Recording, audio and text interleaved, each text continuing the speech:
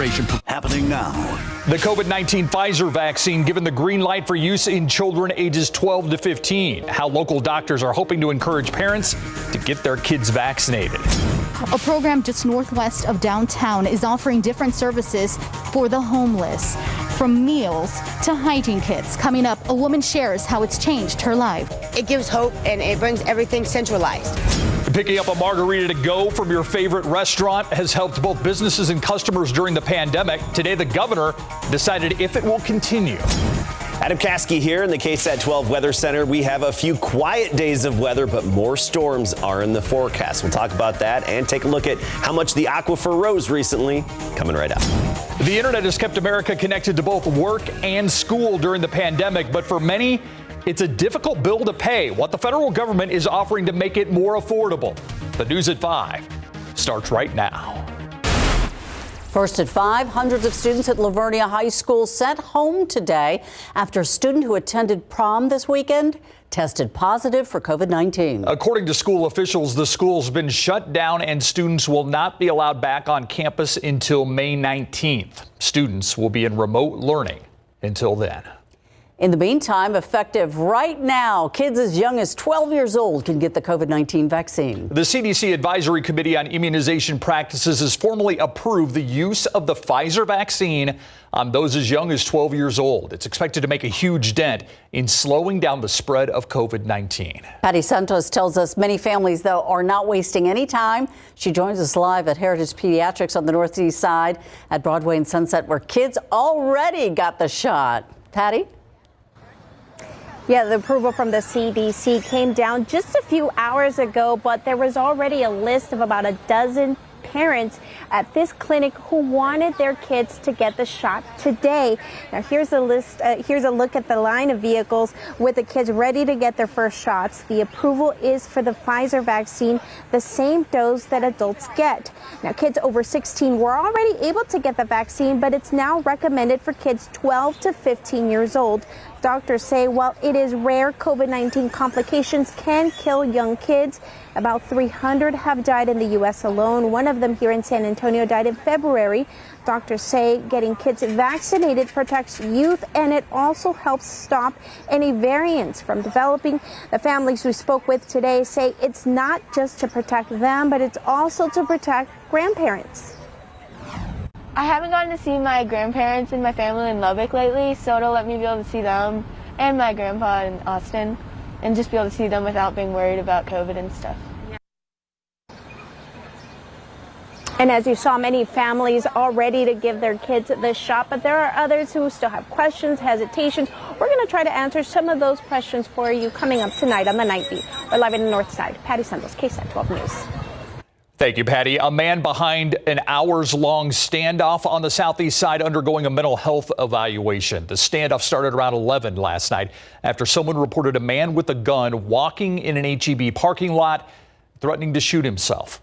He ended up leaving, and San Antonio police found him on Ada Street in South New Braunfels. After about 11 hours and offering cigarettes and food, officers used a rubber bullet to take the man into custody. Police Chief William McManus says this isn't the first encounter with this individual. And in cases like this, ending a standoff peacefully without any injuries is their main goal. We're now working to learn the name of a woman who was hit and killed last night as she crossed the street in the 2000 block of South W.W. White. That's on the east side, not too far from Rigsby Avenue. San Antonio police say the driver of a pickup truck didn't see the woman before he hit her. She was taken to the hospital where she later died. We're told the driver did stop to help and will not face any charges. A homeless resource hub located just northwest of downtown, providing basic needs to the unsheltered homeless. The operation makes a run twice a week, bringing local organizations together and providing hope to some people who live on the streets. Tiffany Huerta spoke with one woman who is looking for a stable place to stay and is getting help. It's really hard not to know how you're going to eat that day, where you're going to lay your head. Miranda Brodnix says she began living on the streets in 2019. You can't find a job when you look homeless. She's been staying with a friend, but soon will have nowhere to go. We gave us 2 weeks until we had to be out. So on the 14th, we're going to be out again. Brodniks came to the District 1 field office for help. Here, social services are available. The Department of Human Services teamed up with District 1 to create this program. The nonprofit organization Yanawana Herbolarios is also involved. We meet tons of elders, pregnant women, people who would love to, be in a different situation and are doing what they can, but are so limited by their access to the resources that do exist. They are not only connecting people to different services, they are also offering food, hygiene kits, and a unique type of medical care. This is an example of a wound salve that has, it's made with beeswax and several herbs that help wounds heal. We do a lot of sort of first aid, wound care, providing botanical medicine support. Brodniks is thankful for these resources. Before this, you had to go everywhere to get anything done. And being homeless and without a vehicle and on a bus, it takes a while. So you can only get 1 or 2 things done a day. Tiffany Huertas, KSAT 12 News. By the way, anyone who needs help can go to the hub. The address is on your screen, 1310 Vance Jackson Road. It's open Wednesdays, 11 a.m. to 3 p.m. and Fridays, 8:30 to 11:30 p.m. You can also call the Homeless Connections hotline. That number also on your screen at the bottom there, 210-207-1799 for resources. Moves are happening to help people without a home. Today, the groundbreaking ceremony for the Town Twin Village. It was purchased a year ago. Housing First Community Coalition is ready to begin construction now. The area will be for those 50 years old and on up who have been homeless for at least a year. To eliminate the need for people to have to camp under the bridge. Our goal is that everybody deserves a home, and not just a house, but a home. A home is a place where you feel welcomed and you feel safe. So how big of a property will it be? Well, it'll have as many as 100 tiny homes and 80 apartment units and 25 RVs. Taking a look at the daily COVID-19 numbers in Bexar County, Metro Health reporting 198 new infections, 4 new deaths to report. 206 COVID positive patients are hospitalized, 64 are in the ICU, 35 are on ventilators. The Secret Service is now reporting that it's recovered $2 billion in COVID relief fraud. That money taken from pandemic relief programs like unemployment, the economic disaster loan, and the Paycheck Protection Program. More than 120 people have been arrested so far, and more than 1,000 investigations are currently open to look into fraud claims. Well, if you've been getting cocktails to go over the last year, the measure which allows you to do it is now permanent. Governor Greg Abbott signed into law today. Alcohol to go sales were first put into place at the start of the pandemic when bars and restaurants were ordered to shut down. Texas is the 10th state to make COVID era cocktail to go sales permanent. Broke into some surprise sunshine this afternoon. Boosted our temperatures into the mid 70s. Fantastic out there. We started the day at 61, topped out at 76, which is still 10 degrees below average for the day today. You look at our weather watchers, Del Rio 71, 77 Floresville, Santa Maria at 77 as well. For the most part, we've got readings in the 70s at this hour. Even just about every neighborhood out there, it's pretty comfortable. This evening, uneventful and quiet for a change. Partly cloudy, low humidity, temperatures dropping down into the 60s. We're talking mid 60s by 10 p.m. There are more storms in the forecast. We're going to talk about that, when the best chances are, and that next active weather pattern coming right up. Steve? Thank you, Adam. A day of reckoning for Republicans on Capitol Hill. House Republicans voting Congresswoman Liz Cheney out of her leadership position. But even as they did it, Cheney accused other Republican leaders of perpetuating former President Donald Trump's claims that election fraud cost him re-election. Here's ABC's Mary Alice Parks with details. Just 15 minutes into their meeting, it was done. House Republicans, by way of a voice vote, removing their highest-ranking woman from her leadership position.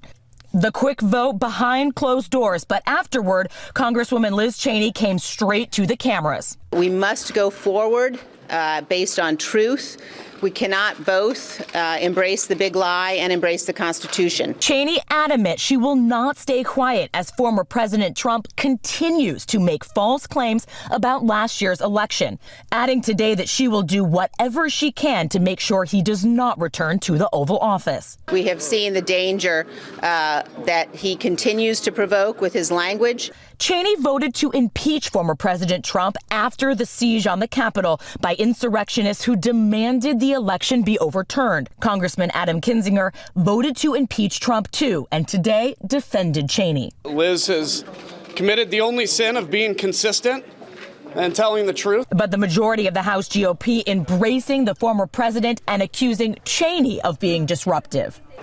Frankly, it doesn't serve us well if she's fomenting division in our ranks. Trump celebrated the news and is backing New York Congresswoman Elise Stefanik to replace Cheney.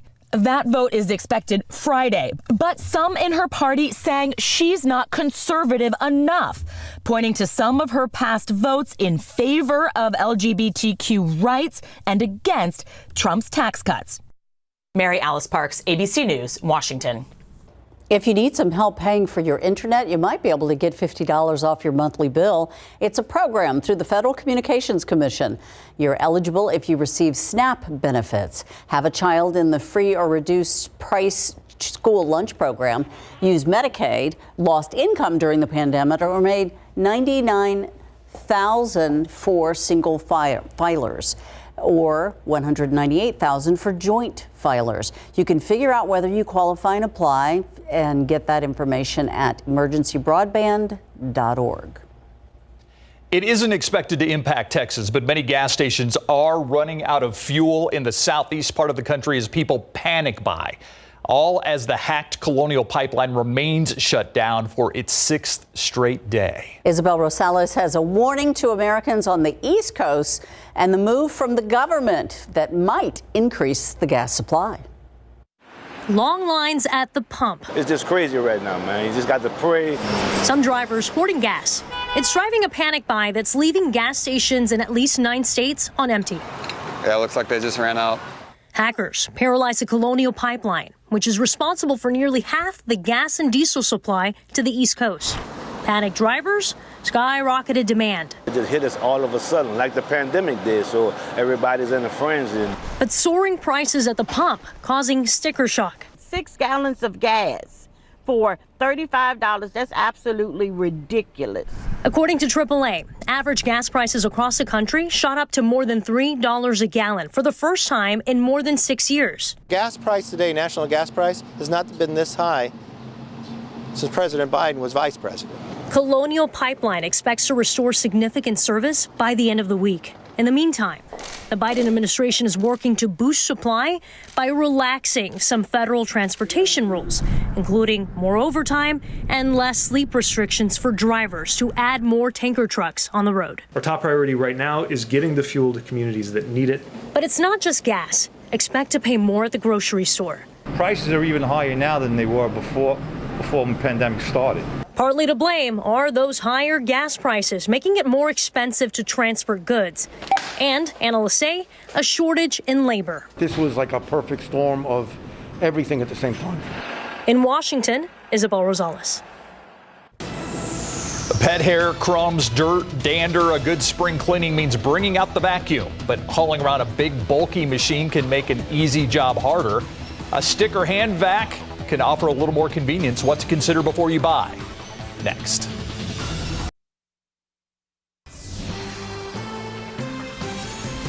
Spending more time at home, especially with kids, probably means more messes to clean up. That's where a small vacuum like a stick or hand vac comes in handy. 12 on your side's Marilyn Moritz shows us which ones work best and leave the rest in the dust. These two little ones are why Melissa Morris-Iona is always running her stick vac. With a 1-year-old, we are vacuuming after every meal. Small vacuums like stick or hand vacs are handy for quick cleanups, and they supplement the deeper cleaning of a regular vacuum. We found that in the past few years, the suction power has gotten a lot stronger in many larger stick vacuums, so they're even better cleaners. Consumer Reports tested several on carpets and bare floors dirtied with rice, sand, and cat hair. They also tested emissions to be sure they don't release dust back into the air.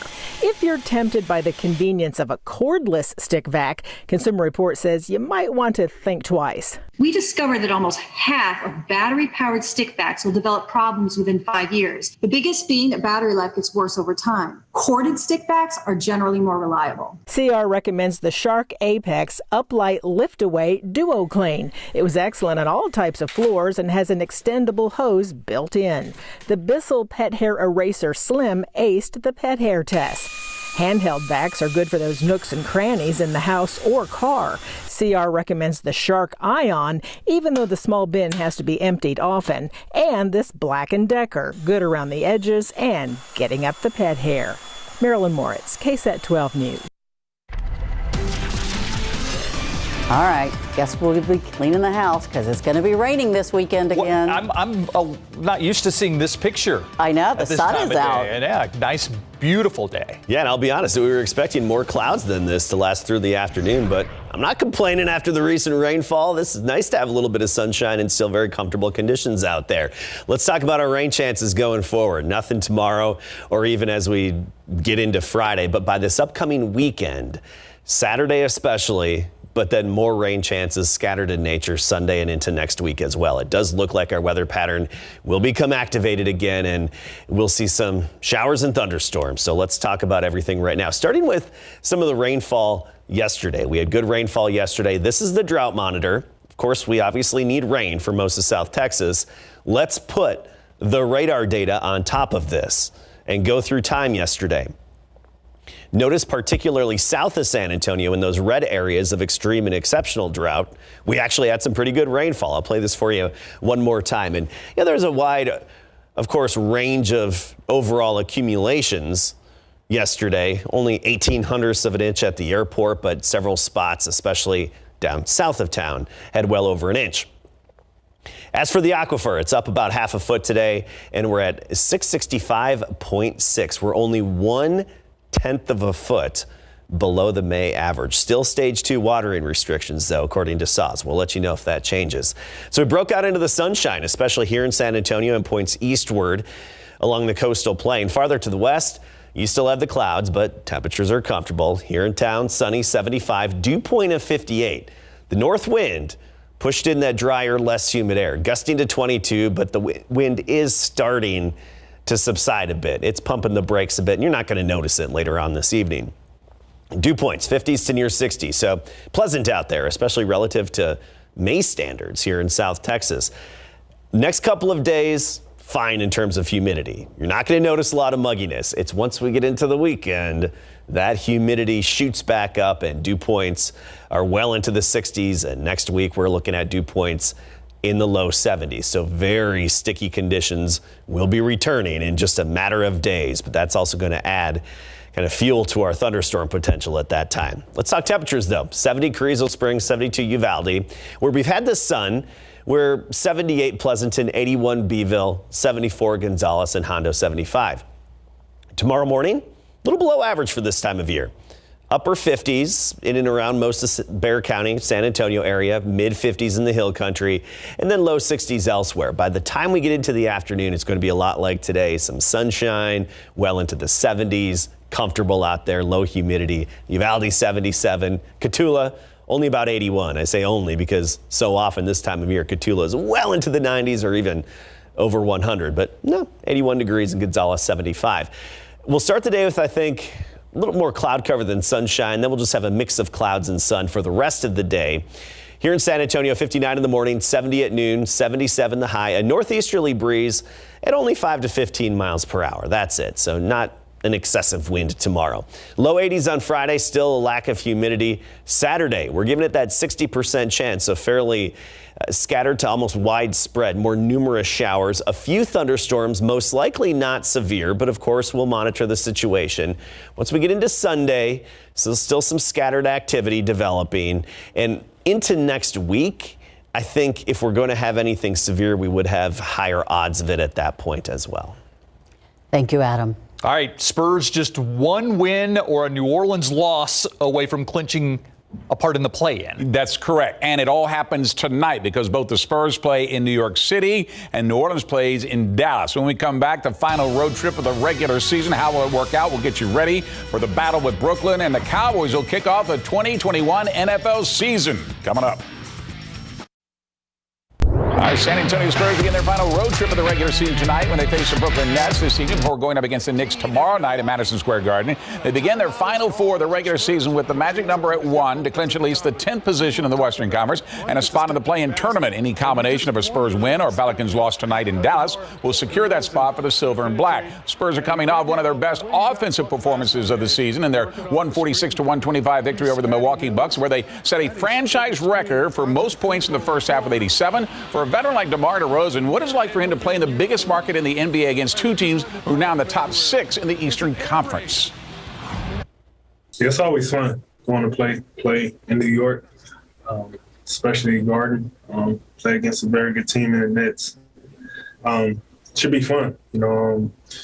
It's definitely be something different other than when you have your normal fans. But it's always great. It's always a different type of feel when you go to New York and play in those arenas.